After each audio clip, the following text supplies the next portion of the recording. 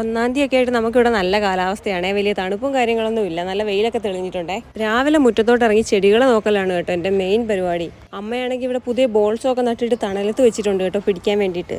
പിന്നെ ഞാൻ നേരെ പോകുന്നത് ഞാൻ കഴിഞ്ഞ ദിവസം നട്ട കറ്റാർവാഴയും ചീരയൊക്കെ എന്തായി, എന്തെങ്കിലും മാറ്റം ഉണ്ടോ എന്നൊക്കെ അറിയാൻ വേണ്ടിയിട്ടാണേ. ചീരയ്ക്ക് നല്ല മാറ്റമുണ്ട് കേട്ടോ, പിടിച്ചിട്ടുണ്ട്. പക്ഷേ കറ്റാർവാഴയ്ക്ക് വലിയ മാറ്റമൊന്നുമില്ല, അതുപോലെ തന്നെ നിൽക്കുവാണേ.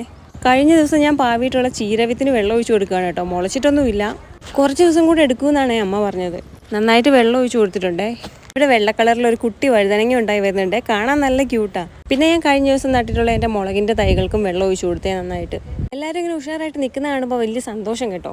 ആറ്റുനോറ്റുണ്ടായ ഒരു കുമ്പളങ്ങയായിരുന്നേ, ഇതെൻ്റെ താഴെ വീണ് കിടക്കുന്നതെന്ന് നോക്കിയപ്പോഴാണ് മനസ്സിലായത് അത് കേടായിട്ടുണ്ട്. കാരണം കുരങ്ങ് കടിച്ചിട്ടുണ്ടേ.